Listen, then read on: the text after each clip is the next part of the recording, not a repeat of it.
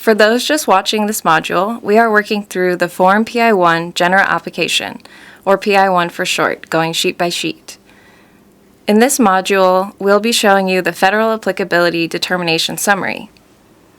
This sheet provides a summary of non-attainment, PSD, and Ghg Psd permitting applicability, and can be thought of as a replacement for Table 1F. The sheet only accommodates one federal applicability analysis.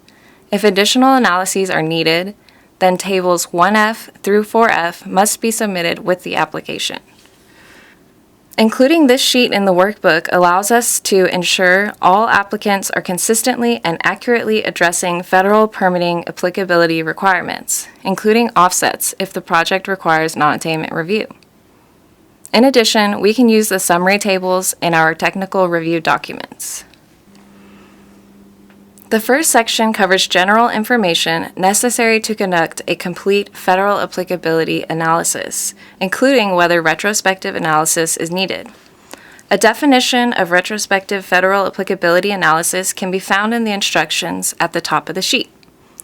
If retrospective analysis is necessary, use Part C of this section to indicate whether non-attainment Nsr or PSD review were required for any pollutants in the original project.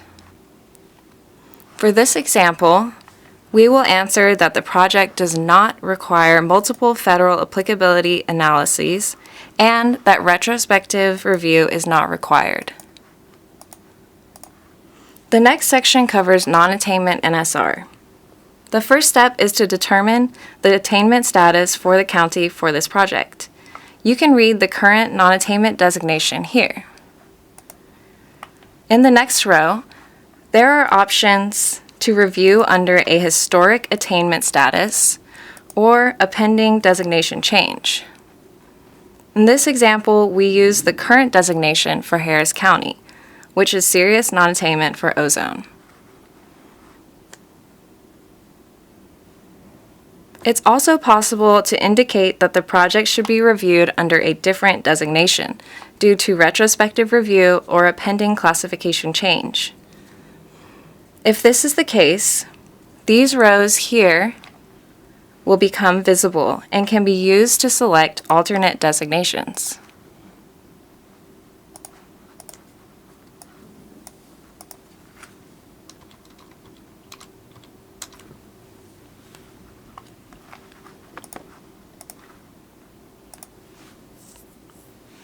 In the remaining steps, you will be guided through the non-attainment Nsr applicability determination.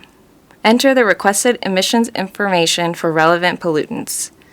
Note that instead of entering the current site-wide potential to emit in Step 2, you can enter a greater than symbol to indicate that the site is major for that pollutant.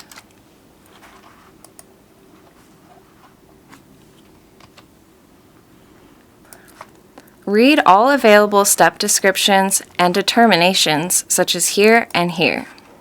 These include important information on how to calculate requested values and which tables must be attached to your application. As seen in Step 2, the site is an existing minor source of ozone for VOC and NOx. Because the project emissions increase constitutes a major source for ozone as NOx, as shown in Step 3, non-attainment Nsr is required for this precursor. When non-attainment Nsr is required, offsets are required. The appropriate ratio for serious ozone non-attainment is 1.2 to 1. That ratio is displayed here. After entering the total emissions here, the quantity of offsets is automatically calculated and displayed. The applicant should indicate here where the offsets are coming from. In this example, I'll indicate that I'm using emission reduction credits or ERCs.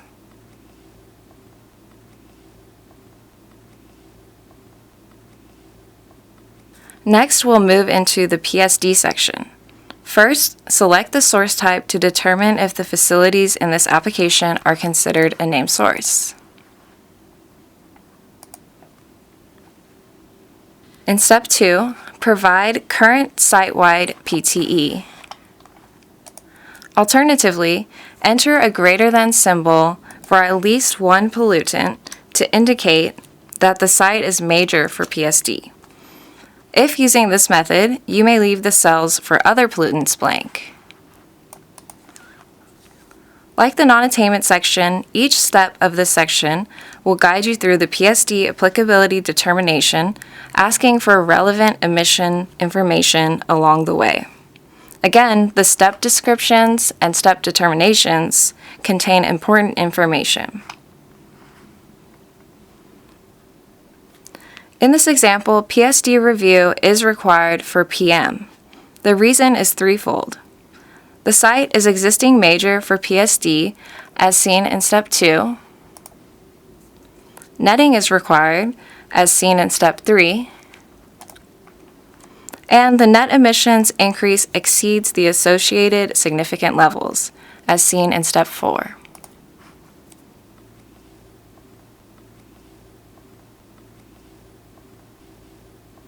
Because PSD review was required for at least one pollutant, we will go through the Ghg Psd Applicability Summary. Just like the non-attainment and PSD sections, this section will walk you through each step. In this project, the site is existing major for PSD, and the net emissions increase is greater than 0. However, since the net emissions increase is less than the major source threshold for CO2e, Ghg Psd is not required. Again, the step descriptions and determinations include important technical and administrative information. The last section of this sheet summarizes the determinations for non-attainment, PSD, and Ghg Psd. If any pollutants require federal review, they will be clearly listed in these rows.